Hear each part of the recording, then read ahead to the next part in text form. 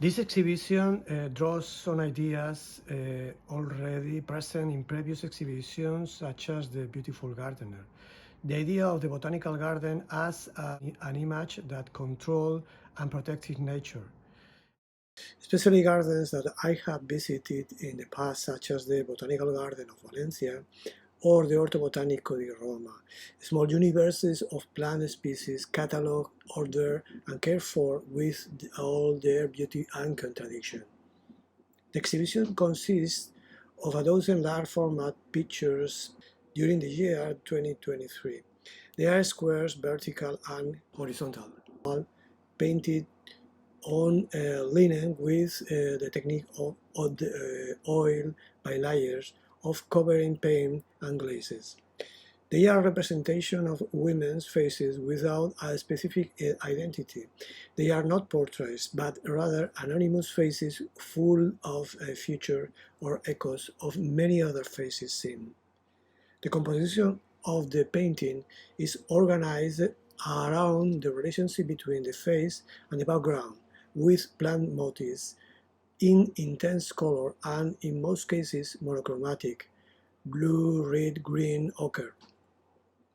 In the female faces of the exhibition, there are still echoes of Renaissance painters such as Ghirlandaio, Bronzino, Perugino, Raphael or Giorgione. Also some works by artists of the 19th and early 20th century, as the Orangerie 1879, Manet, the double portrait of Jules Guillemet and his wife, the self-portrait of German painting Paula Molson-Becker, or Finnish painting Helen Ziasbeck. Faces that remain in the memory. I borrowed the title of the exhibition from Julia Margaret Cameron's photograph Pomona, 1872, a portrait of a woman surrounded by vegetation and posing as a Roman goddess of gardens and fruit trees. From that moment on, I became interested in background of vegetables, motifs, or fruit trees in the designer William Morris, founder of the arts and craft movement. His beautiful patterns and forms, such as the tree of life or the strawberry thief.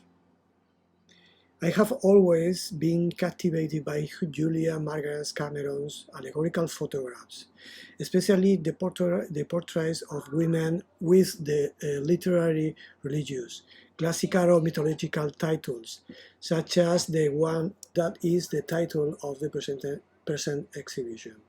I am passionate about her dramatic use of light and a certain blue, the blue resulting from prolonged exposures with a deep pictorialist warmth, of which she was in some ways precursor.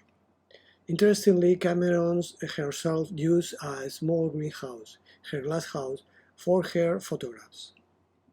Cameron saw the eternal in the everyday, and so he photographed the women around her, her friends, her family, or the household staff, and portrayed them as Madonnas, saints, or figures from the literary or mythological imagination. There is a photograph of Julia Jackson, his niece, and Virginia Woolf's mother, in 1867, in which she appears looking straight at the camera and with a very marked side lighting on the right, which left me deeply impressed with her defiant gaze that hypnotizes. We also find this gesture in the mountain nymph, Sweet Liberty, 1866, or the brilliant profile and front view in both versions of the Echo, 1868. The mythological story Pomona and Bertumus from Ovidius' Metamorphoses is about a Latian divinity who cultivated gardens with incredible skill, and her interest in fruit trees. She prunes them, grafts them, and cares for them passionately, but has no appetite for love. Only Bertunus managed to conquer her, but disguised as an old woman. Vertunus, who in Roman mythology is the god who personified change, the mutation of vegetation during the seasons, is also represented as the autumn season, when the summer fruit harvest is gathered.